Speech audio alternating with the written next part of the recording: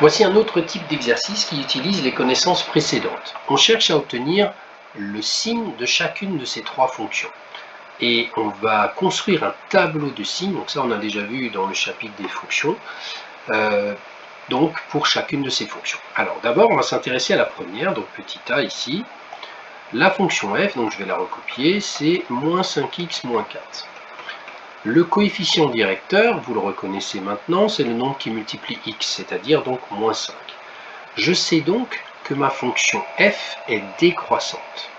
C'est-à-dire que ici, si je devais faire le tableau de variation, cette fonction f, entre moins l'infini et plus l'infini, est une fonction décroissante. Mais une fonction qui descend. On peut aussi le voir dans un repère, c'est peut-être mieux. Une fonction qui descend, elle est comme ça. Donc, vous voyez qu'il y a une partie qui est au-dessus de l'axe des abscisses. Donc, voilà pourquoi je mets des plus ici, partout, au-dessus de l'axe des abscisses.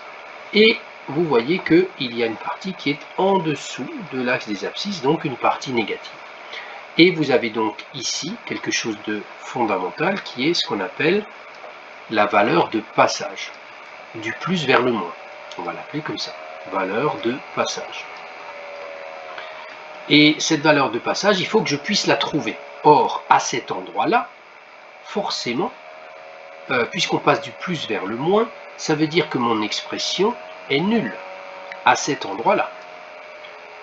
Puisqu'on passe du plus vers le moins. Vous savez que la frontière entre le monde positif et le monde négatif, c'est justement le nombre 0. Or, justement, je sais résoudre l'équation 5x moins 4 égale 0 pour trouver la valeur de x.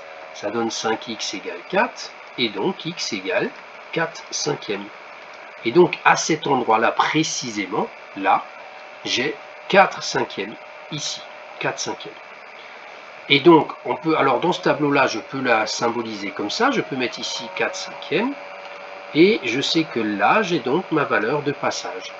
Et donc ici, je sais que j'ai du plus, et là, j'ai du moins. Alors ça, ce n'est pas un tableau de signes, c'est ce qu'on appelle un tableau de variation dans lequel j'ai rajouté des informations. Maintenant, je construis le tableau de signes. Le tableau de signes, alors vous le ferez bien à la règle, moi je le fais à main levée, mais sur vos copies, vous ferez bien ce tableau à la règle. Moins l'infini plus l'infini. La valeur de passage, donc c'est 4 cinquièmes. Je symbolise cette valeur de passage en disant que c'est justement la frontière entre le monde positif et le monde négatif.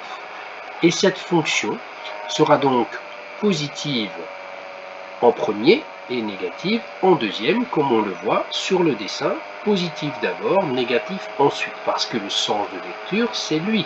C'est de la gauche vers la droite. D'accord? Donc on va vers le plus ici, de la gauche vers la droite. Et voilà, vous avez ici votre premier tableau de signes.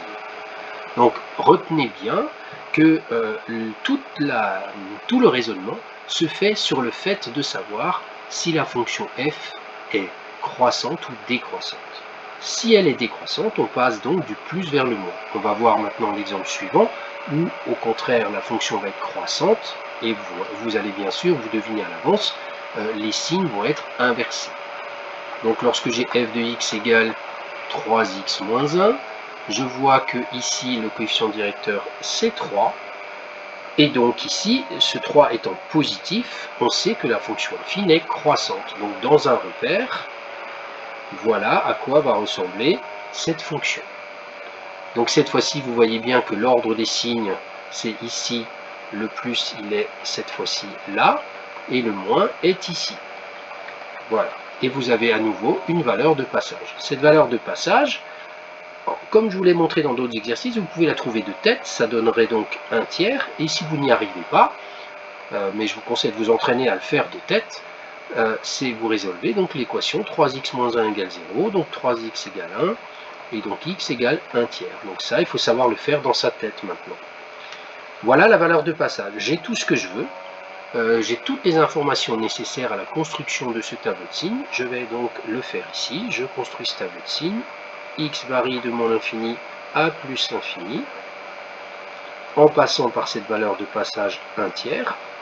Et donc ma fonction f ici, d'après mon dessin, donc ce dessin pareil, vous pouvez le faire sur une copie, c'est pas un souci, Mais pareil, essayez de le mettre, de faire en sorte que ce soit clair dans votre tête. Et donc d'abord moins, ensuite plus. Et voilà le tableau de signes de la deuxième. Il me reste la dernière, ici. Donc petit c, f de x égale 2x. Moins 2x. Donc moins 2x. Voilà. Et donc ici, pareil, je lis le coefficient directeur. Ce coefficient directeur est négatif. Donc je sais que ma fonction va être décroissante. Alors cette fois-ci, je la fais passer à peu près... normalement, elle passe par 0 parce que c'est une fonction linéaire. Elle passe ici. Donc c'est d'ailleurs cette valeur de passage. Vous voyez que ici, on passe du plus vers le moins, comme ceci. Et donc mon tableau de signes est beaucoup plus rapide à faire que les autres, puisque je n'ai pas de valeur de passage à trouver avec les calculs. Donc je sais que c'est 0, ma valeur de passage. On passe de moins l'infini à plus l'infini. Et donc ma fonction f, ici, va être d'abord positive, ensuite négative. Je passe du plus vers le moins. D'accord? Du plus vers le moins.